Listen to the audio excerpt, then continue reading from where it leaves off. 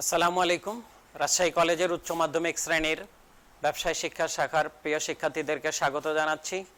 শুভ সকাল। আশা করি তোমরা সবাই ভালো আছো। আমি মোহাম্মদ রবিউল ইসলাম, প্রভাষক ব্যবস্থাপনা বিভাগ, রাজশাহী কলেজ, রাজশাহী।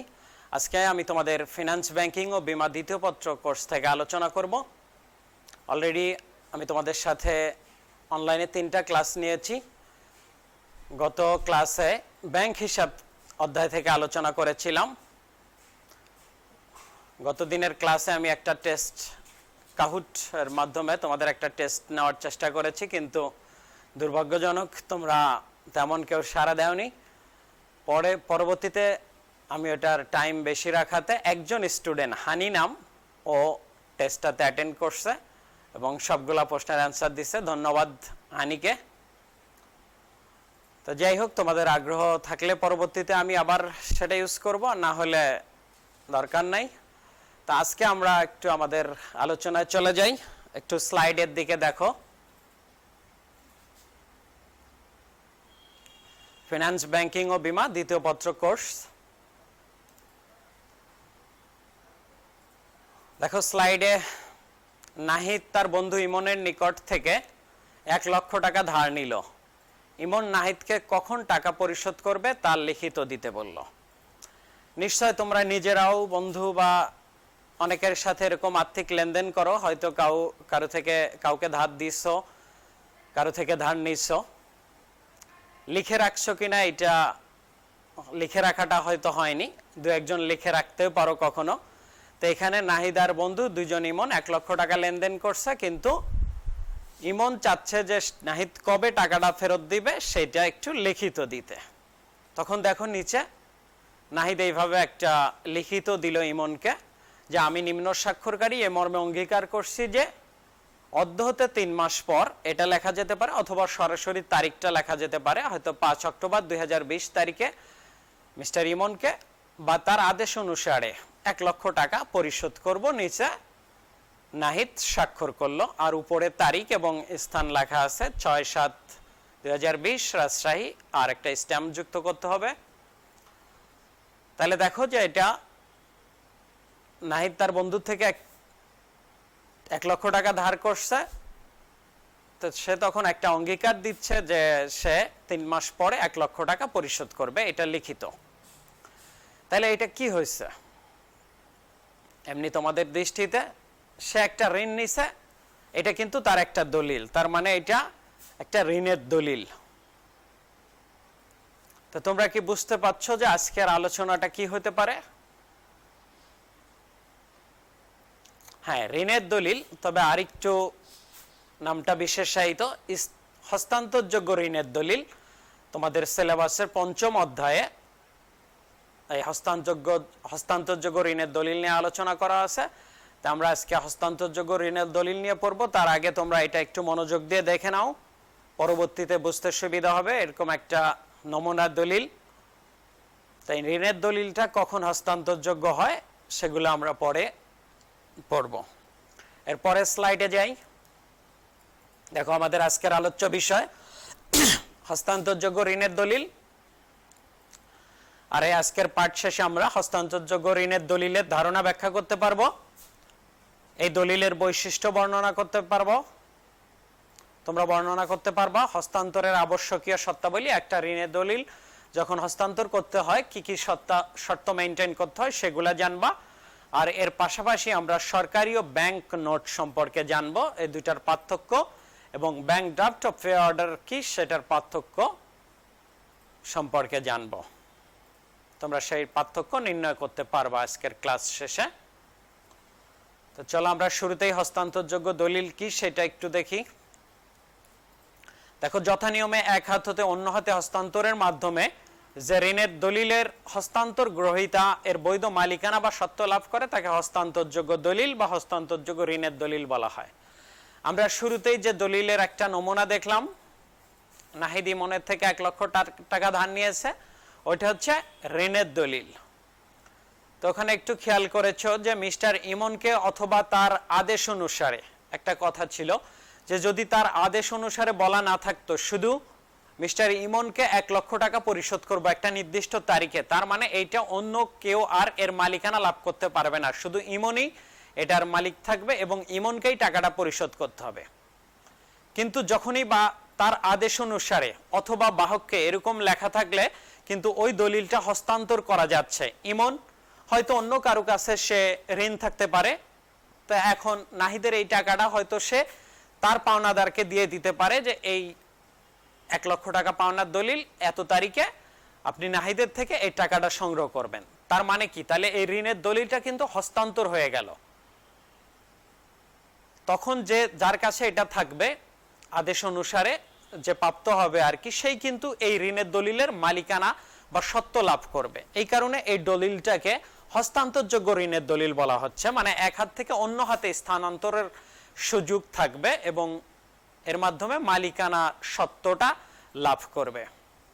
আমাদের এই সম্পর্কিত আইন আমাদের দেশে আছে, কারণ আমরা জানি অর্থের বিকল্প হিসেবে এইসব দলিলগুলা খুব বেশি অনেক বেশি ব্যবহৃত হয় অর্থ ও বাণিজ্যিক কার্যক্রমের ক্ষেত্রে।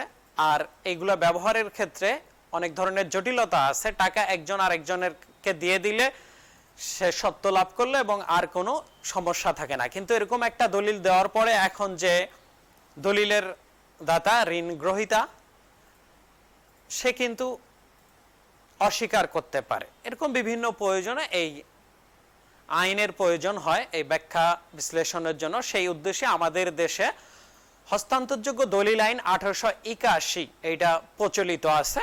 ব্রিটিশ শাসনামলে আইনটা চালু হয় এবং বর্তমানে আমরা সেই 1881 সালের হস্তান্তরযোগ্য দলিল আইন অনুসরণ করছি। তো এই দলিল আইনের 13-1 ধারায় এই হস্তান্তরযোগ্য ঋণের দলিলের একটা সংজ্ঞাও দেওয়া হয়েছে। সেখানে বলা হয়েছে, প্রাপকের নির্দেশ মতো কোনো ব্যক্তি অথবা বাহককে প্রদেয় অঙ্গীকারপত্র, বিনিময় বিল ও চেককে হস্তান্তরযোগ্য দলিল বলে। আমাদের দেশে প্রচলিত এই আইন হস্তান্তরযোগ্য দলিল আইন অনুযায়ী একদম নির্দিষ্ট করে দেওয়া হয়েছে যে অঙ্গীকারপত্র, বিনিময় বিল এবং চেক এই তিনটা হচ্ছে হস্তান্তরযোগ্য ঋণের দলিল। যদিও ব্রিটিশ আইনে, পরের স্লাইডে দেখো, ব্রিটিশ আইনে বলা হচ্ছে যে যে দলিলের অর্পণের দ্বারা অথবা পৃষ্ঠাঙ্কন ও অর্পণের দ্বারা এমন ভাবে হস্তান্তরযোগ্য যে এর অধিকারী যে কোনো সময় নিজ নামে দলিলের বিষয়ে মোকদ্দমা দায়ের করতে পারে তাকে হস্তান্তরযোগ্য ঋণের দলিল বলে। এই আইন অনুযায়ী এখানে এরকম নির্দিষ্ট করে দেওয়া হয়নি যে এই তিনটাই শুধু হস্তান্তরযোগ্য দলিল। বলা হয়েছে যে দলিল অর্পণের দ্বারা অথবা পৃষ্ঠাঙ্কন বা অনুমোদন অর্পণের দ্বারা হস্তান্তর করা যায়, যার মাধ্যমে এই দলিলের গ্রহীতা ওই দলিলের বিষয়ে মোকদ্দমা করতে পারে, অর্থাৎ মালিকানা সত্ত্ব লাভ করে, সেটা হচ্ছে হস্তান্তরযোগ্য দলিল। তো ব্রিটিশ আইনে থাকলেও আমাদের এখানে বিজ্ঞ আদালত অনেক সময় এই জাতীয় কেসগুলোর ক্ষেত্রে এই ব্রিটিশ আইনের রেফারেন্সে অঙ্গীকারপত্র, বিনিময় বিল এবং চেকের বাইরেও অন্যান্য দলিলকে হস্তান্তরযোগ্য দলিল হিসেবে স্বীকৃতি দিয়েছে এবং আদালত সেটাকে বৈধ দলিল হিসেবে গ্রহণ করেছে। সেরকম বন্ড, বিল, লভ্যাংশ পরোয়ানা, হুন্ডি ইত্যাদি দলিলগুলো হস্তান্তরযোগ্য দলিল হিসেবে গ্রহণযোগ্য। এই হস্তান্তরযোগ্য দলিল 6 মাস বা 180 দিন মেয়াদী হয় সাধারণত। আশা করি তোমরা একটু ধারণা পাইছো হস্তান্তরযোগ্য দলিলটা কি। এখন আমরা এর বৈশিষ্ট্যগুলা দেখব। বৈশিষ্ট্যগুলা দেখলে আরো বেশি ক্লিয়ার হবে। দেখো পরের স্লাইডে হস্তান্তরযোগ্য দলিলের বৈশিষ্ট্য, এখানে অনেকগুলো পয়েন্ট আমি উল্লেখ করেছি। 1 নম্বরে আছে লিখিত দলিল। এটা অবশ্যই লিখিত হতে হবে, মৌখিকভাবে কোনো দলিলকে হস্তান্তরযোগ্য ঋণের দলিল বলা যাবে না, কারণ মৌখিক দলিল আসলে হস্তান্তরও করা যায় না। সেই কারণে অবশ্যই এটা লিখিত দলিল হতে হবে, যথাযথ কর্তৃপক্ষ কর্তৃক স্বাক্ষরিত। দলিল একটা হলো, প্রথমেই আমি যে দলিলটা দেখিয়েছি ওখানে সব কথা লেখা আছে, কিন্তু নিচে নাহিদের যে স্বাক্ষরটা তোমরা খেয়াল করছো, স্বাক্ষর নাই। তাহলে যদি স্বাক্ষর না থাকে তাহলে নাহিদ পরবর্তীতে যদি অস্বীকার করে যে এটা আমি লিখিত দেই নাই, তাহলে কিন্তু আর কোনো উপায় নেই। এর জন্য স্বাক্ষরটা খুব গুরুত্বপূর্ণ, যথাযথ কর্তৃপক্ষ কর্তৃক স্বাক্ষরিত হতে হবে। হস্তান্তরযোগ্য দলিলগুলো এক এক রকমের স্বাক্ষর লাগে। একটাতে হয়তো যে তৈরি করে শুধু তার স্বাক্ষর, অনেক ক্ষেত্রে তৈরি করে তার স্বাক্ষর এবং স্বীকৃতি দিতে হয়। তো যেটাতে যেরকম দরকার সবার স্বাক্ষর থাকতে হবে। একাধিক পক্ষ, এই দলিলগুলোতে একাধিক পক্ষ অবশ্যই থাকবে, কারণ একটা লেনদেন হইলে সেখানে একাধিক পক্ষ থাকে, ঋণ গ্রহীতা এবং ঋণদাতা অবশ্যই থাকে। তে আবার অনেক সময় চেক, যেরকম চেকও একটা হস্তান্তরযোগ্য দলিল আমরা পড়লাম, চেকের ক্ষেত্রে ব্যাংক একটা পক্ষ, এই জন্য আদেশটা আদিষ্ট প্রাপক, অনেক সময় আদেশটা এবং প্রাপক এরকম 2 বা 3 জন পক্ষ থাকতে পারে। আবার অনুমোদন বলে প্রাপক, এরকম ভাবে পক্ষ বাড়তে পারে। শর্তহীন প্রকৃতি একটা খুব গুরুত্বপূর্ণ বৈশিষ্ট্য, শর্তহীন প্রকৃতি। শর্তহীন প্রকৃতি বলতে এই হস্তান্তরযোগ্য ঋণের দলিলে কোনো শর্ত দেওয়া যাবে না। আমি আবারও বলছি, শুরুতে যে নমুনা কপিটি আমি দেখিয়েছি, তোমাদের বলেছিলাম একটু ভালো করে দেখবা, ওখানে কি কথা লেখা ছিল যে মিস্টার ইমনকে 1 লক্ষ টাকা এত তারিখে পরিশোধ করব। এখানে কিন্তু কোনো শর্ত দেওয়া নাই, একদম শর্ত ছাড়া সে 1 লক্ষ টাকাটা দিবে। সে যদি এরকম কোনো শর্ত দিত যে আমি হয়তো আমার আরেকজন গ্রাহকের কাছে টাকা পাবো, সেই টাকা যদি পাই তাহলে এত তারিখে মিস্টার ইমনকে টাকাটা পরিশোধ করব, অথবা আমার দোকান, আমি একজন ব্যবসায়ী, মিস্টার নাহিদ একজন ব্যবসায়ী, সে বলতো যে আমার মালগুলো যদি আমি বিক্রি করতে পারি তবে টাকাটা পরিশোধ করব, বা আমি আরেকটা লোন যদি পাই তাহলে এত তারিখে টাকাটা পরিশোধ করব। এরকম যদি কোনো একটা শর্ত থাকে তাহলে সেটা কোনোভাবেই হস্তান্তরযোগ্য ঋণের দলিল হবে না। এর বৈশিষ্ট্য অবশ্যই এটা শর্তহীন হতে হবে একদম। হস্তান্তরযোগ্যতা, এটা অবশ্যই হস্তান্তরযোগ্যতার গুণাগুণ থাকতে হবে। আমরা যেহেতু হস্তান্তরযোগ্য ঋণের দলিল পড়ছি, হস্তান্তর হচ্ছে এক হাত থেকে আর এক হাতে প্রদানের যে ব্যবস্থা, বা সেটা বলতে কিন্তু শুধু ডকুমেন্টটা প্রদান না, এর মালিকানা সত্ত্বটাও প্রদানের ব্যবস্থা থাকতে হবে। ওই নমুনাটাতেই কিন্তু লেখা ছিল মিস্টার ইমনকে অথবা তার আদেশ অনুসারে। যদি এই কথাটুকু লেখা না থাকতো যে তার আদেশ অনুসারে অন্য কোনো ব্যক্তিকে এটা প্রদান করা যাবে, তাহলে কিন্তু এটা হস্তান্তরযোগ্যতা হইতো না। মানে শুধু ইমনকেই এটা দেওয়া যাবে, এটা আর হস্তান্তর করার, ইমনের কোনো হস্তান্তর করার সুযোগ নাই, তাহলেও এটা ঋণের দলিল, হস্তান্তরযোগ্য ঋণের দলিল হবে না। নির্দিষ্ট পরিমাণ, এখানে একটা 1 লক্ষ টাকার কথা উল্লেখ করা ছিল, নির্দিষ্ট পরিমাণ এরকম অবশ্যই উল্লেখ করা থাকে। বলা যাবে না যে আমি মিস্টার ইমনের থেকে যত টাকা নিয়েছি সেটা পরিশোধ করব, কত টাকা সেইটা অবশ্যই উল্লেখ করতে হবে, এবং অঙ্কে এবং কথায় সেটা উল্লেখ করতে হবে। প্রাপকের নাম উল্লেখ, তোমরা খেয়াল করেছো যে মিস্টার ইমন উল্লেখ ছিল, অবশ্যই প্রাপকের নাম উল্লেখ করতে হবে। প্রাপকের নাম উল্লেখ না করলে এটা কনফিউশন তৈরি করবে। আর বিহিত মুদ্রায় পরিশোধ, অবশ্যই সেই দেশের প্রচলিত বিহিত মুদ্রায় সেটা পরিশোধ করতে হবে। আমাদের দেশের বিহিত মুদ্রা হিসেবে কিন্তু যে নোটগুলা প্রচলিত আছে সেই সব নোটেই সেটা পরিশোধ করতে হবে, অন্য কোনো মুদ্রায় সেটা পরিশোধ করা যাবে না। চাহিদা মাত্র বা নির্দিষ্ট সময়, নির্দিষ্ট সময়টা খুব গুরুত্বপূর্ণ। এখানে আমি যেটা দেখিয়েছি ওখানে বলা আছে যে 3 মাস পর অথবা এত তারিখে, একটা নির্দিষ্ট সময় এরকম উল্লেখ থাকতে পারে, অথবা চাহিদা মাত্র এই কথাটাও বলা থাকতে পারে। হস্তান্তরযোগ্য ঋণের দলিল এটা বৈশিষ্ট্য। আর আছে উপস্থাপন ও ঋণের প্রমাণ। এই হস্তান্তরযোগ্য ঋণের দলিল বৈধভাবে প্রমাণিত, এটা একটা ঋণের প্রমাণ হিসেবে, প্রমাণপত্র হিসেবে ব্যবহার করা হয়। তবে এই প্রমাণপত্র হিসেবে ব্যবহার করতে হলে এইটাকে যথাযথ সময়ে যথাযোগ্য জায়গায় উপস্থাপন করতে হবে। এখন একটা ঋণের দলিল, সেইটা সেই ঋণের যে গ্রহীতা আছে তার কাছে উপস্থাপন করতে হবে সময় মতো, এই বৈশিষ্ট্যটাও থাকতে হবে। উপস্থাপন করা হলো না, সেটা যদি নিজের কাছে রেখে দেওয়া হয় তাহলে সেটা এই ঋণের দলিলের বৈশিষ্ট্য। এর এগেইনস্টে যে আইনটা আছে এটা নিয়ে কোনো যদি মতানৈক্য তৈরি হয় তখন তাহলে সেটার বৈধতা পাবে না। অবশ্যই যথাসময়ে সেটা যথোপযুক্ত জায়গায় উপস্থাপনও করতে হবে, তাহলে এটা হস্তান্তরযোগ্য ঋণের দলিলের আইনের ক্ষেত্রে যথাযথ গ্রহণযোগ্যতা পাবে। তা আমরা সংজ্ঞা এবং বৈশিষ্ট্য দেখলাম, এরপরে আমরা কিভাবে এই দলিলটা হস্তান্তর করা যায় সেটা জানব। দেখো, হস্তান্তরযোগ্য দলিলের হস্তান্তর বলতে দলিলের অধিকারী কর্তৃক যথা নিয়মে এর মালিকানা অন্যের নিকট হস্তান্তর করাকে বোঝায়। সেটা আগেও বলেছি যে হস্তান্তর বলতে কিন্তু এই ডকুমেন্টসটা আমি আরেকজনকে দিয়ে দিলাম আর হস্তান্তর হয়ে গেল তা না, এর মালিকানাটা আসলে হস্তান্তর করা হচ্ছে। তো এই মালিকানা হস্তান্তরের 2টা পদ্ধতি আছে, একটা হচ্ছে অর্পণের দ্বারা হস্তান্তর, আর একটা হচ্ছে অনুমোদন ও অর্পণের দ্বারা হস্তান্তর।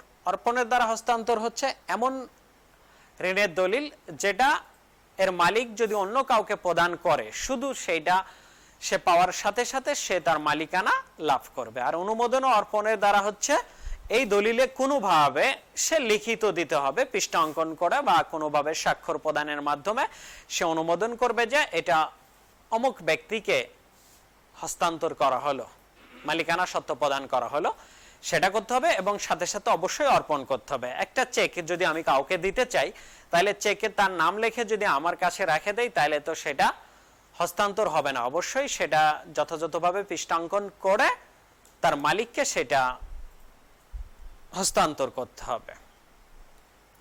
আমরা এই হস্তান্তরের কিছু শর্ত দেখব কিভাবে হস্তান্তর করতে হয়। দেখো স্লাইডে দেখা যাচ্ছে বৈধ হস্তান্তরযোগ্য দলিল।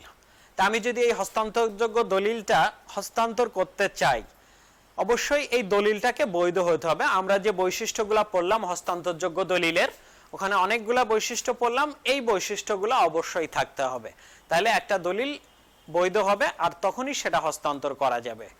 অর্পণ বললাম, অবশ্যই এটা অর্পণ করতে হবে।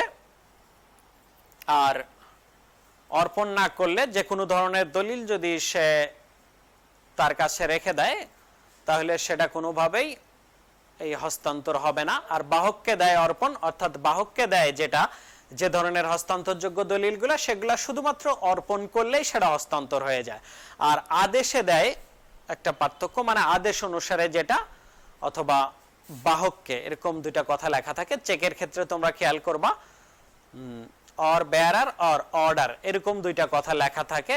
পে টু একটু ফাঁকা দিয়ে তারপরে অর বেয়ারার অর অর্ডার, এরকম দুইটা কথা লেখা থাকে। অর বেয়ারার অর্থ এই চেকের যে বাহক তাকে সেটা প্রেরণ করতে হবে।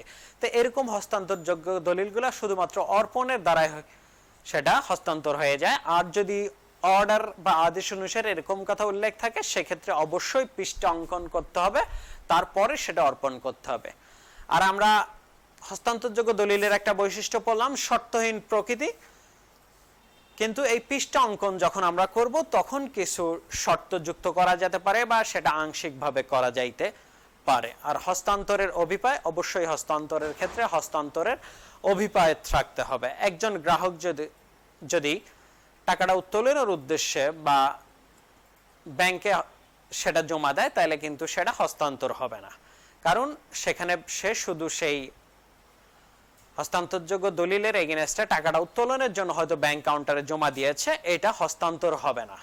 যখন প্রকৃতপক্ষে হস্তান্তরের অভিপ্রায় নিয়ে সেটা হস্তান্তর করা হবে, সেটা এই বৈশিষ্ট্য সম্পন্ন হবে এবং সেটা হস্তান্তরটা বৈধ হবে। তাহলে আমরা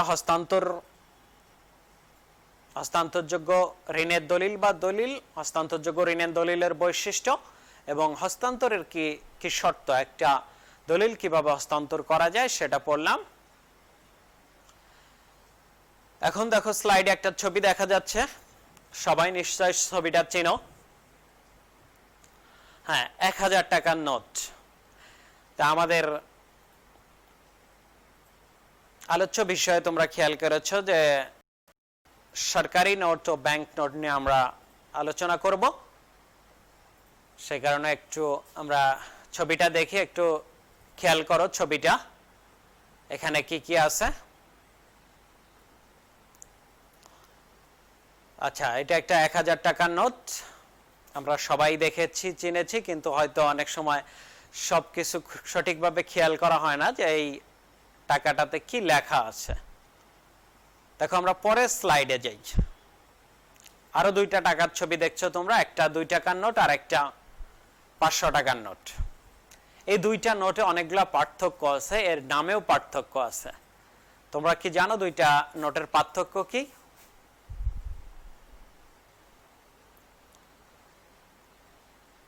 দেখো 2 টাকার নোটটা শুরুতে লেখা আছে গণপ্রজাতন্ত্রী বাংলাদেশ সরকার, 2 টাকা পরিমাণটা লেখা আছে। আর নিচের দিকে স্মৃতিসৌধের ছবির নিচে দেখো একটা স্বাক্ষর আছে, হয়তো জুম করলে দেখা যাবে। স্বাক্ষরটার নিচে লেখা আছে সিনিয়র অর্থ সচিব। আর একটা লোগো দেওয়া আছে ডান পাশে গণপ্রজাতন্ত্রী বাংলাদেশ সরকারের। আর নিচে 500 টাকার নোটটা দেখো, একটু বড় দেখা যাচ্ছে, সবাই আশা করি ভালোই দেখতে পাচ্ছ। এখানে লেখা আছে বাংলাদেশ ব্যাংক, তারপরে লেখা আছে চাহিবা মাত্র ইহার বাহককে 500 টাকা দিতে বাধ্য থাকিবে। তারপরে লেখা আছে গণপ্রজাতন্ত্রী বাংলাদেশ সরকারের দায়িত্বে প্রবর্তিত, একজনের স্বাক্ষর আছে আতিউর রহমান, গভর্নর। তাহলে অনেকগুলো পার্থক্য আমরা পাইলাম। 500 টাকার নোটে বাংলাদেশ ব্যাংক লেখা আছে, আর 2 টাকার নোটে আছে গণপ্রজাতন্ত্রী বাংলাদেশ সরকার। আর পরিমাণের ক্ষেত্রে 2 টাকায় শুধু 2 টাকা লেখা আছে, আর 500 টাকার নোটে 500 টাকার উপরে বা নিচ মিলে কিন্তু লেখা আছে চাহিবা মাত্র ইহার বাহককে 500 টাকা দিতে বাধ্য থাকবে। আবার স্বাক্ষরের ক্ষেত্রেও পার্থক্য আছে। 2 টাকার নোটে স্বাক্ষর করছে অর্থ মন্ত্রণালয়ের একজন সচিব, সিনিয়র অর্থ সচিব বা সচিবের স্বাক্ষর থাকে, আর 500 টাকার নোটের স্বাক্ষর আছে গভর্নর, অর্থাৎ বাংলাদেশ ব্যাংকের সাবেক গভর্নর আতিউর রহমান স্যারের। তো এই 2টা নোটের কিন্তু আমরা অনেকগুলো পার্থক্য দেখলাম। এর নামেও পার্থক্য আছে। 2 টাকার নোটটাকে বলা হয় সরকারি নোট এবং 500 টাকার নোটটাকে বলা হয় ব্যাংক নোট। তো পরের স্লাইডে যাই, আমরা আরেকটু ভালো করে জানি সরকারি নোট।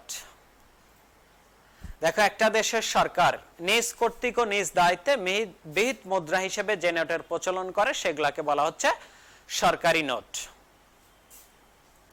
এখানে 1, 2 ও 5 টাকার কাগজি নোট ও কয়েন আমাদের দেশের সরকারি নোট।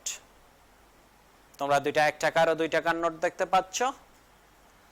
1, 2 ও 5 টাকার নোটটা হচ্ছে সরকারি নোট, যদিও এক সময় 5 টাকার নোটটা ব্যাংক নোট ছিল, কিন্তু পরবর্তী সময়ে 2015 সাল থেকে সরকার 5 টাকার নোটটাকে সরকারি নোট হিসেবে স্বীকৃতি দেয়। এই জন্য তোমাদের কনফিউশন হতে পারে। অনেক টাকা যেহেতু যখন ব্যাংক নোট ছিল সেই টাকাগুলো এখনো প্রচলিত আছে মার্কেটে, আবার পাশাপাশি সরকারি নোট হিসেবে যে 5 টাকার নোটগুলো ছাপানো হয়েছে সেগুলো বাজারে প্রচলিত আছে। এই জন্য তোমরা স্বাক্ষরের ক্ষেত্রে খেয়াল করলে হয়তো দেখবা 5 টাকার নোটে কোনো 5 টাকার নোটে যেগুলা নতুন আর কি 15 সালের সিদ্ধান্তের পরে, তবে 17 সাল থেকে সম্ভবত এটা ছাপানো শুরু হয়েছে।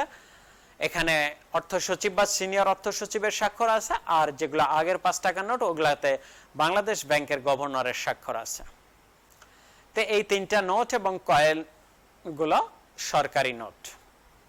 এইটা সরকারের নিজ দায়িত্বে এবং নিজ কর্তৃক এই মুদ্রার প্রচলন করে। সরকারের পক্ষে সরকারের অর্থ মন্ত্রণালয় এই নোটগুলো ছাপায়, আর বললাম তো অর্থ সচিব এখানে স্বাক্ষর করে। আরেকটা ইনফরমেশন তোমরা জানো কিনা যে আমাদের এই 2 টাকার নোটটা এটা ওরকম কোনো রিকগনিশন স্বীকৃতি না, তবে রাশিয়ার একটা বিনোদন পত্রিকা 2012 সালের দিকে সম্ভবত একটা জরিপ করেছিল যে পৃথিবীর সবচেয়ে সুন্দর টাকা, তো সেখানে আমাদের এই 2 টাকার নোটটা কিন্তু সারা পৃথিবীতে সবচেয়ে সুন্দর টাকার নোট হিসেবে স্বীকৃতি পায়, গ্রাহকদের ভোটের ভিত্তিতে আর কি। আমাদের 2 টাকার নোটটা আসলেই অনেক সুন্দর। তো দেখো, আমরা এই সরকারি নোটের একটু বৈশিষ্ট্যগুলা দেখি, পরবর্তী স্লাইডে চলে যাই। দেখো, এখানে অনেকগুলা বৈশিষ্ট্য উল্লেখ করেছি। প্রচলনকারী কর্তৃপক্ষ তোমরা অলরেডি জেনেছো যে আমাদের বাংলাদেশ সরকার এটার প্রচলনকারী কর্তৃপক্ষ। সরকারের পক্ষে অর্থ মন্ত্রণালয় এই কাজটা করে। আইনের স্বীকৃতি, এটা যেহেতু সরকার কর্তৃক প্রচলনকারী এর জন্য এটার আইনের স্বীকৃতি অনেক বেশি। রূপান্তর অযোগ্যতা এটা অন্য কোনো উপায় আর রূপান্তর করার প্রয়োজন হয় না। এটা যেহেতু সরকারের স্বীকৃত এবং সরকার কর্তৃক ছাপানো, এটার বৈধতা অনেক বেশি। আর গ্রহণের বাধ্যবাধকতা, যেহেতু এটা বিহিত মুদ্রা সেজন্য এটা প্রত্যেকে এটা গ্রহণে বাধ্য থাকবে। তবে সরকারি নোটগুলা সাধারণত কম মূল্যমানের হয়, এই কারণে একটা নির্দিষ্ট অঙ্কের বেশি অর্থ হলে সেক্ষেত্রে একজন গ্রাহক বা জনগণ এই সরকারি নোট গ্রহণে অস্বীকৃতি জানাতে পারে। সবাই এটা গ্রহণে বাধ্য, তবে অনেক বেশি অ্যামাউন্ট, হয়তো 1 কোটি টাকা বা 5 লক্ষ টাকা যদি কেউ কাউকে 5 টাকা বা 2 টাকার নোট দেয়, তখন সেক্ষেত্রে সে আপত্তি জানাতে পারে। সীমিত ধরন বলতে এখানে বোঝানো হয়েছে যে এই নোটগুলা খুব বেশি হয় না সরকারি নোট, সব দেশের সরকারি ব্যাংক নোটগুলাকে উৎসাহিত করে, এই কারণে খুব বেশি সরকারি নোট ছাপানো হয় না। আমাদের দেশে যেমন 3টা মাত্র 1, 2 এবং 5 টাকার নোটটা সরকারি নোট। আবার এর ব্যবহারও সীমিত। বললাম যে ব্যাংক নোটের ব্যবহারকে উৎসাহিত করার জন্য এই নোটগুলোর ব্যবহার খুব সীমিত করা হয় এবং সাধারণত কম মূল্যমানের এই নোটগুলা ছাপানো হয়। তা আমরা ব্যাংক নোটটা দেখি। ব্যাংক নোটটা দেখো, সরকারের অনুমতি ক্রমে সরকারের ব্যাংক হিসেবে দায়িত্ব পালনকারী প্রতিষ্ঠান, সাধারণত কেন্দ্রীয় ব্যাংক কর্তৃক ইস্যুকৃত কাগজি মুদ্রা বা নোটকে ব্যাংক নোট বলে। প্রত্যেক দেশেই কেন্দ্রীয় ব্যাংক সাধারণত এরকম নোট ছাপায়, অবশ্যই সেটা সরকারের অনুমতি ক্রমে, সরকারের দায়িত্বপ্রাপ্ত প্রতিষ্ঠান হিসেবে। আমাদের দেশেও বাংলাদেশ ব্যাংক এই দায়িত্ব পালন করে। আর এখানে দেখো 10, 20, 50, 100, 500 এবং 1000 টাকার নোট, এই 6টা নোট বর্তমানে আমাদের দেশে ব্যাংক নোট হিসেবে প্রচলিত। তোমরা 50 টাকার একটা নোটের ছবি দেখতে পাচ্ছ, আগের ছবিটার মতোই 500 টাকার নোটে তোমরা দেখেছো যেগুলা, সেরকমই কথাগুলো এখানে লেখা আছে। চাইবা মাত্র ইহার বাহককে 50 টাকা দিতে বাধ্য থাকবে, স্বাক্ষর আছে গভর্নরের। বাংলাদেশ ব্যাংক লেখা আছে। আমরা এই নোটের বৈশিষ্ট্যগুলো একটু দেখি। দেখো এখানে প্রচলনকারী কর্তৃপক্ষকে সরকারি নোটে ছিল কিন্তু অর্থ মন্ত্রণালয়, আর এখানে প্রচলনকারী বা ইস্যুকারী কর্তৃপক্ষ হচ্ছে বাংলাদেশ ব্যাংক। সরকারি বৈধতা, তোমরা যে 20 টাকার নোটের ছবিটা দেখতেছো ওখানে কিন্তু লেখা আছে দিতে বাধ্য থাকবে, আর গভর্নরের স্বাক্ষরের ঠিক উপরে গণপ্রজাতন্ত্রী বাংলাদেশ সরকারের দায়িত্বে প্রবর্তিত। অর্থাৎ এই নোটটা সরকারের দায়িত্বপ্রাপ্ত প্রতিষ্ঠান হিসেবে যেহেতু বাংলাদেশ ব্যাংক এটা ছাপায় বা ইস্যু করে, সেই কারণে সরকার এই নোটগুলাকে বৈধতা দেয়। সেটা এখানে নোটে লেখা আছে, গণপ্রজাতন্ত্রী বাংলাদেশ সরকারের দায়িত্বে প্রবর্তিত। বাংলাদেশ ব্যাংক এটা ছাপাইলেও এইটা সরকারের দায়িত্বেই হয়েছে সেটা উল্লেখ করা হয়, এর জন্য সরকারিভাবে এটার বৈধতা আছে। এই নোটগুলাও আমাদের দেশে বিহিত মুদ্রা হিসেবে পরিচিত। অর্থ মন্ত্রণালয় এবং বাংলাদেশ ব্যাংক যে নোটগুলা প্রচলন করে এবং আমরা জনগণ যেটা আইনগতভাবে গ্রহণে বাধ্য, সেগুলাকে বিহিত মুদ্রা বলা হয়। তো এই ব্যাংক নোটগুলা সরকারিভাবে বৈধ।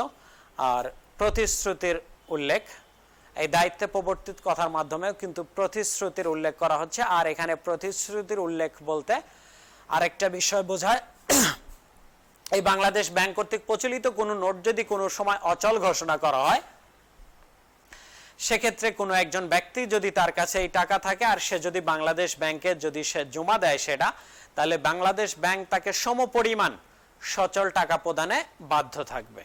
অনেক সময় হতে পারে কোনো আইন বা কোনো জটিলতার কারণে যদি কোনো নোটটাকে সরকার অচল ঘোষণা করে, বাংলাদেশ ব্যাংক যদি অচল ঘোষণা করে, তখন সে এই টাকাটা বাংলাদেশ ব্যাংকের নির্দিষ্ট কাউন্টারে জমা দিয়ে কিন্তু সে সেই টাকার সমপরিমাণ অর্থ সংগ্রহ করতে পারবে। সেক্ষেত্রে চাইবা মাত্র ইহার বাহককে 20 টাকা দিতে বাধ্য থাকবে। এটার কিন্তু একটা ব্যাখ্যা এভাবে দেওয়া যায় যে কোনো কারণে যদি এই টাকাটা অচল হয়ে যায়, সেক্ষেত্রে সে কিন্তু এই সমপরিমাণ 20 টাকা দিতে বাংলাদেশ ব্যাংক বাধ্য থাকবে।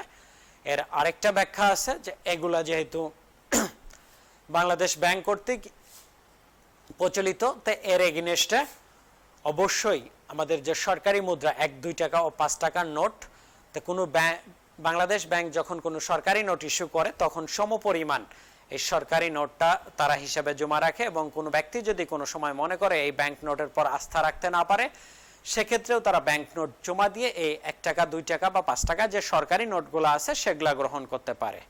এই কথাটা ব্যাখ্যা এক্ষেত্রেও ব্যবহার করা যায়। আর ব্যাপক ব্যবহার, সেটা তো বলেছি যে প্রত্যেক দেশের সরকারি ব্যাংক নোটের ব্যবহারকে উৎসাহিত করে, এই উদ্দেশ্যেই সরকারি নোটের সংখ্যাটা সীমিত রাখা হয় এবং মূল্যমানটাও কম রাখা হয় যাতে ব্যাংক নোটটা বেশি ব্যবহৃত হয়। তো আশা করি তোমরা ব্যাংক নোট এবং সরকারি নোট সম্পর্কে একটা স্বচ্ছ ধারণা পেয়েছো এবং দুইটার ভিতরে পার্থক্যও করতে পারবা যে আসলে দুইটার ভিতরে কি পার্থক্য। এখানে উল্লেখ অনেক বৈশিষ্ট্য আমরা জানলাম দুইটা নোটে, সেগুলা থেকে আমরা খুব সহজেই এর পার্থক্যগুলা আইডেন্টিফাই করতে পারবো। এরপরে আমাদের আরেকটা আলোচ্য বিষয় ছিল ব্যাংক ড্রাফট ও প্রি অর্ডার। চলো আমরা একটু ব্যাংক ড্রাফট ও প্রি অর্ডার সম্পর্কে জানি। দেখো, কোনো ব্যাংক শাখা তার অন্য কোনো শাখা ব্যাংকে, অর্থাৎ একটি ব্যাংকের কোনো একটি শাখা তার অন্য কোনো শাখাকে অথবা অন্য কোনো ব্যাংককে যখন কোনো নির্দিষ্ট ব্যক্তিকে নির্দিষ্ট পরিমাণ অর্থ চাহিদা মাত্র প্রদান করার লিখিত নির্দেশ দেয় তাকে ব্যাংক ড্রাফট বলে। অর্থাৎ ব্যাংকের একটা শাখা তার অন্য কোনো শাখাকে অথবা তার প্রতিনিধি কোনো ব্যাংকে একজন ব্যক্তিকে নির্দিষ্ট পরিমাণ অর্থ প্রদানের যখন নির্দিষ্ট লিখিত নির্দেশ দেয় তাকে ব্যাংক ড্রাফট বলে। আর প্রি অর্ডার, প্রি অর্ডারটা হচ্ছে যে দলিলের মাধ্যমে ব্যাংকের কোনো একটি শাখা তার প্রাপককে নির্দিষ্ট পরিমাণ অর্থ প্রদানের নিশ্চিত প্রতিশ্রুতি প্রদান করে তাকে প্রি অর্ডার বলে। একটু শব্দগুলো তোমরা খেয়াল করবা। আগেরটাতে নির্দিষ্ট ব্যক্তিকে নির্দিষ্ট পরিমাণ অর্থ চাহিদা মাত্র প্রদানের লিখিত নির্দেশ দেয়, আর নিচেরটাতে বলা হচ্ছে প্রদানের নিশ্চিত প্রতিশ্রুতি প্রদান করে। দুইটাতেই অবশ্যই প্রদান করবে, কিন্তু পে অর্ডারটাতে একটু নিশ্চয়তা বেশি, এজন্য নিশ্চিত প্রতিশ্রুতি প্রদান করে। আর আরেকটা পার্থক্য আছে যে পে অর্ডারে যে ব্যাংক পে অর্ডারটা তৈরি করে সেই ব্যাংকেই ওই কাস্টমারকে টাকা প্রদান করবে, অন্য কোনো ব্যাংক বা অন্য কোনো শাখা না। কিন্তু ব্যাংক ড্রাফটরা এক শাখা থেকে তার আরেক শাখাকে নির্দেশ দেওয়া হয় অথবা তার প্রতিনিধি কোনো ব্যাংককে নির্দেশ দেওয়া হয়। দুইটার ব্যবহারও কিছু আলাদা আছে, আমরা সেগুলো জানবো। তোমরা একটু ব্যাংক ড্রাফটের একটা ছবি দেখতে পাচ্ছ স্ক্রিনে। দেখো, ব্যাংক ড্রাফটের আরেকটা ডিমান্ড ড্রাফটও বলা হয়। এখানে সোনালী ব্যাংক যশোর একটা ব্রাঞ্চ এই ডিমান্ড ড্রাফটটা তৈরি করেছে। তা আমরা সংজ্ঞায় জানলাম কি, কোনো একটা শাখা তার অন্য কোনো শাখাকে যখন নির্দিষ্ট কোনো ব্যক্তিকে একটা নির্দিষ্ট পরিমাণ পণ্য, নির্দিষ্ট পরিমাণ অর্থ পরিশোধের লিখিত নির্দেশ প্রদান করে। তো এইটা সেরকমই একটা লিখিত নির্দেশ। একটু দেখা যাচ্ছে না ব্রাঞ্চের নামটা, শাহ সড়ক যশোর। এই ডিমান্ড ড্রাফটটা তৈরি করেছে পরিচালক প্রশাসন মংলা বন্দর কর্তৃপক্ষের উদ্দেশ্যে 50 টাকার একটা ব্যাংক ড্রাফট। দেখো নিচে লেখা আছে মংলা বন্দর শাখা বাগেরহাট, অর্থাৎ সোনালী ব্যাংকেরই মংলা বন্দর শাখা বাগেরহাটকে এই 50 টাকার এই ডিমান্ড ড্রাফটটা পরিশোধ করতে নির্দেশ দেওয়া হয়েছে। এটা নির্দেশ দিয়ে এটা আবার সাইডে দেখছিস অ্যাকাউন্ট পে অনলি বলা হয়েছে, একটা সিল দেওয়া আছে। আমরা পরবর্তী ক্লাসে এই হস্তান্তরযোগ্য দলিলের চেক, একটা উল্লেখযোগ্য দলিল চেক নিয়ে আলোচনা করব। তখন আমরা এই বাম পাশে কর্নারে যে দাগটা দেখতে পাচ্ছ একটা সিল দেওয়া আছে অ্যাকাউন্ট পে অনলি, এইটা নিয়ে আলোচনা করব। এই অর্থটা, এই চেকটা যদি এই বন্দর কর্তৃপক্ষের কেউ একজন মংলা বন্দর শাখা সোনালী ব্যাংকে সাবমিট করে, তাহলে এই টাকাটা ব্যাংক, ওই মংলা বন্দর শাখা ব্যাংক কিন্তু তাদেরকে প্রদান করবে। তাহলে একটু ক্লিয়ার হইলো যে ব্যাংক ড্রাফট বা ডিমান্ড ড্রাফট কি, ব্যাংকের একটি শাখা যখন তার অন্য আরেকটি শাখাকে অথবা তার প্রতিনিধি কোনো ব্যাংকে একজন নির্দিষ্ট গ্রাহককে নির্দিষ্ট পরিমাণ অর্থ প্রদানের নির্দেশ প্রদান করে, সেটা হচ্ছে ব্যাংক ড্রাফট বা ডিমান্ড ড্রাফট। দেখো আরেকটা পে অর্ডারের ছবি, পেমেন্ট অর্ডারকে সংক্ষেপে পে অর্ডার বলা হচ্ছে। তোমরা এখানে দেখতে পাচ্ছ পেমেন্ট অর্ডারের জন্য আবেদনপত্র। এরকম একটা আবেদনপত্রে সোনালী ব্যাংক লিমিটেডের এখানে দেখো উপরের যে ঘরটা আছে, ছকটা দেখা যাচ্ছে, ওখানে মাঝ বরাবর একটা ভোগকারীর নাম ও ঠিকানা আছে। অর্থাৎ পে অর্ডারটা কার এগেইনস্টে করা হচ্ছে তার নাম লিখতে হবে এবং টাকাটা জমা দিলে শুধুমাত্র ওই ব্যক্তিই এই পে অর্ডারের টাকাটা পাবে।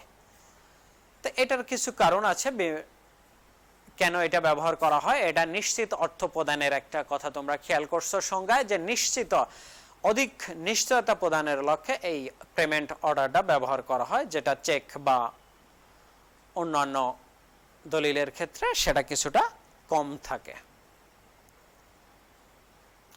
যেমন চেকের ক্ষেত্রে একজন তার পাওনাদারকে চেক দিল, হয়তো ব্যাংকে তার চেকে পর্যাপ্ত অর্থ না থাকতে পারে, তখন কিন্তু সে তার টাকাটা তুলতে পারবে না। যদিও আইন আছে, এটা চেক ডিসঅনারের কারণে মামলা হবে, সে এক সময় পাবে, কিন্তু এই জটিলতায় না গিয়ে পাওনাদার তাকে বলতে পারে যে আমাকে পে অর্ডার দিতে হবে। পে অর্ডার দিলে তার অ্যাকাউন্টে টাকা থাক আর না থাক, ব্যাংক যদি ওই কাস্টমারের নামে পে অর্ডার ইস্যু করে, তাহলে নির্দিষ্ট সময়ে বা চাহিদা মাত্র সে টাকাটা পরিশোধ করতে ব্যাংক তখন বাধ্য থাকবে। এই জন্য পে অর্ডারটা অনেক লেনদেনে ব্যবহার করা হয়, নিশ্চয়তা, অধিক বেশি নিশ্চয়তার কারণে। আমরা এই দুইটার একটু পার্থক্য দেখব, ব্যাংক ড্রাফট ও পে অর্ডারের পার্থক্য দেখব। পার্থক্যগুলো জানা থাকলে পরীক্ষায় যখন তোমাদের এখান থেকে সৃজনশীল প্রশ্ন হবে, পরীক্ষায় তোমাদের এভাবে হয়তো পার্থক্য লেখা আসবে না আর বর্তমানের নিয়মে, কিন্তু পার্থক্যগুলো তোমাদের অনেক ভালোভাবে জানা দরকার, যাতে সৃজনশীলের যে উদ্দীপকগুলো থাকে অথবা এখান থেকে যে এমসিকিউ কোশ্চেনগুলো থাকবে, তোমরা যদি অনেক ভালো করে না জানো তোমরা প্রশ্নগুলো ধরতে পারবা না। অনেকেই মনে করে যে সৃজনশীল এখন অল্প পড়লে হবে, খুব বেশি পড়ার দরকার নাই, কিন্তু আসলে আরো বেশি পড়ার দরকার। তোমাদের সবগুলা বিষয় খুব ভালোভাবে বুঝতে হবে এবং এর গভীরে যেতে হবে, নাইলে তুমি সৃজনশীলের উদ্দীপক থেকে প্রবলেমটা সলভ করতে পারবা না। এজন্য আমাদের পার্থক্যগুলো পড়তে হবে। হস্তান্তর যোগ্যতা, যেমন উদ্দীপকে একটা দলিলের কথা বলা হলো, একজন ব্যক্তি হয়তো এই দলিলটা ব্যবহার করছে, তুমি যদি পার্থক্য না জানো কনফিউজড হয়ে যাবে, এটা ব্যাংক ড্রাফট বা পে অর্ডার। এই কারণে যদি দুইটা দলিলের পার্থক্য বা বৈশিষ্ট্য এগুলা খুব ভালোভাবে জানো, সেক্ষেত্রে তুমি খুব সহজেই বুঝতে পারবা এটা কোন ধরনের দলিল ব্যবহার করা হয়েছে, বা এমন বলা হলো তার এই দলিলটা ব্যবহার করা যুক্তিযুক্ত হয়েছে কিনা। তো এই দলিলের সুবিধা অসুবিধা বা পার্থক্যটা কি সেটা যদি তুমি না জানো, কিভাবে মন্তব্য করবা যে এই দলিলটা ব্যবহার করা আসলেই সঠিক হয়েছে কিনা। তো দেখো আমরা এখানে অনেকগুলো পয়েন্ট দেখতে পাচ্ছি। হস্তান্তর যোগ্যতা, আমরা আজকে হস্তান্তরযোগ্য ঋণের দলিল নিয়ে পড়লাম, তো এই দুইটা দলিলের দুইটাই কিন্তু হস্তান্তরযোগ্য না। ব্যাংক ড্রাফটটা হস্তান্তর করা যায়, কিন্তু পে অর্ডারটা যেহেতু তোমরা দেখলা ফর্মে যে ভোগকারীর একজন নাম থাকে, তো যার নামে পে অর্ডারটা ইস্যু করা হবে শুধুমাত্র সেই সেটা ব্যবহার করতে পারবে। এই কারণে পে অর্ডার হস্তান্তরযোগ্য দলিল নয়। এমসিকিউ কিন্তু থাকতে পারে এভাবে যে নিচের কোনটি হস্তান্তরযোগ্য দলিল নয়, সেক্ষেত্রে ব্যাংক ড্রাফট থাকলো, পে অর্ডার থাকলো বা অন্যান্য দলিলের নাম উল্লেখ থাকলো, অবশ্যই পে অর্ডার। আর দলিলের পক্ষ, ব্যাংক ড্রাফটের সাধারণত তিনটা পক্ষ থাকে, তোমরা দেখলা যে একটা ইস্যুকারী ব্যাংক, এর একজন প্রাপক থাকে এবং প্রদানকারী ব্যাংক, তিনটা পক্ষ থাকে, আদেষ্টা আদিষ্ট প্রাপক। কিন্তু পে অর্ডারের ক্ষেত্রে যেহেতু ওই ব্যাংকই প্রদান করে ওই শাখায়, সেক্ষেত্রে ব্যাংকের ওই শাখা এবং এর গ্রহীতা দুইটা পক্ষ থাকে। ব্যবহারের কারণ কোনটা, আসলে কেন ব্যবহার করা হয় সেটাও অলরেডি আমরা একটু বলেছিলাম, যে পে অর্ডারটা অধিক বেশি নিশ্চয়তা প্রদানের লক্ষ্যে এটা ব্যবহার করা হয়, আর পক্ষান্তরে ব্যাংক ড্রাফট বা ডিমান্ড ড্রাফটটা ব্যবহার করা হয় দেশে বিদেশে দূরবর্তী স্থানে অর্থ প্রেরণ বা দূরবর্তী স্থান হতে অর্থ সংগ্রহের উদ্দেশ্যে। পে অর্ডার কিন্তু ওই শাখায় যেহেতু প্রদান করবে, তাহলে রাজশাহীর একটা ব্যাংকে আমি পে অর্ডার করে সেই টাকা চট্টগ্রাম থেকে কিন্তু তুলতে পারবো না, কিন্তু ব্যাংক ড্রাফটের মাধ্যমে কিন্তু আমি রাজশাহী শাখা থেকে ব্যাংক ড্রাফট করে চট্টগ্রাম বা সিলেট বা ঢাকা যে কোনো জায়গা থেকে যে শাখাকে ইস্যু করব সেখান থেকে কিন্তু আমি ব্যাংক ড্রাফটের টাকাটা উত্তোলন করতে পারবো। কার্যক্ষেত্রেও এই ব্যাংক ড্রাফটটা দেশে বিদেশে লেনদেনের জন্য ব্যবহার করা যায়, কিন্তু পে অর্ডারটা শুধু দেশের ভিতরে সাধারণত একই নিকাশ ঘর এলাকায় ব্যবহার করা হয়। কমিশন, ব্যাংক ড্রাফটের কমিশন এটা তুলনামূলক বেশি, এটার প্রচলনটাও একটু বেশি ছিল, বেশি ব্যবহৃত হয়, আর পে অর্ডারটা তুলনামূলক কম ব্যবহার হয়, এর কমিশন হারটাও কম, ব্যাংকের ক্ষেত্রে কম কমিশন হয়। এখানে আরেকটা কারণ আছে, সাধারণত পে অর্ডারটা অনেক বেশি অর্থের ক্ষেত্রে ব্যবহার করা হয়। আর লাস্ট পয়েন্ট দেখো, বিকল্প উন্নয়নের প্রভাব। হ্যাঁ, তোমাদের অনেকেরই এই ব্যাংক ড্রাফটের সংজ্ঞায় মনে হচ্ছে যে কি দরকার এই ঝামেলাটা, আমি তো ঢাকায় গিয়ে আমার চেক দিয়ে অথবা এটিএম কার্ড দিয়ে যে কোনো ব্রাঞ্চ থেকে টাকা তুলে নিতে পারি বা এটিএম বুথ থেকে। হ্যাঁ, অবশ্যই ঠিক আছে, তবে এই ব্যাংক ড্রাফটের ধারণাটা এই অনলাইন ব্যাংকিং এর আগের ধারণা, এখন যেহেতু অনলাইন ব্যাংকিং এর সুবাদে ব্যাংক ড্রাফটের আর প্রয়োজন হয় না। যে কোনো গ্রাহক তার নির্দিষ্ট ব্যাংকের যে কোনো শাখা থেকে চেকের মাধ্যমে টাকা উত্তোলন করতে পারে, আবার এটিএম কার্ডের মাধ্যমেও তার ব্যাংকের বুথ থেকে অথবা অন্য কোনো বুথ থেকেও যেগুলা থেকে তার কার্ডটা অ্যালাউ আছে খুব সহজেই তুলতে পারে। এই জন্য ব্যাংক ড্রাফটের ব্যবহারটা দিন দিন হ্রাস পাচ্ছে। আর পক্ষান্তরে পে অর্ডারটা যেহেতু অধিক মাত্রায় নিশ্চয়তা প্রদান করাটাই এর মূল লক্ষ্য, এটা এরকম অর্থ স্থানান্তরের কাজে ব্যবহার করা হয় না, মূলত অর্থ প্রাপ্তির নিশ্চয়তা প্রদানের লক্ষ্যে। এই কারণে এটার ব্যবহার এখনো সীমিত আকারে হলেও হচ্ছে। তো তোমরা আশা করি ব্যাংক ড্রাফট পে অর্ডারের পার্থক্যটা বুঝতে পারলা। তাহলে আজকে আমরা কি কি আলোচনা করলাম? হস্তান্তরযোগ্য ঋণের দলিল, এর বৈশিষ্ট্য পড়লাম, কিভাবে হস্তান্তর করতে হয়, হস্তান্তরের জন্য কি কি বৈশিষ্ট্য থাকা দরকার সে বিষয়গুলা। আর তারপরে আমরা সরকারি নোট ও ব্যাংক নোট সম্পর্কে আলোচনা করলাম এবং সবশেষে ব্যাংক ড্রাফট ও পে অর্ডার নিয়ে আলোচনা করলাম। তো আশা করি যারা মনোযোগ দিয়ে শুনছো অবশ্যই তোমাদের একটা ভালো ধারণা হবে এই বিষয়গুলো সম্পর্কে। তোমরা পরীক্ষায় এখান থেকে কোনো প্রশ্ন হলে অ্যান্সার করতে পারবা। তো যারা এতক্ষণ সাথে ছিল সবাইকে অসংখ্য ধন্যবাদ। আর যারা দেখতে পারোনি আশা করি তারা পরবর্তী সময়ে কলেজের ফেসবুক পেজে ভিডিও থাকবে সেটা দেখে নেবে। আল্লাহ হাফেজ।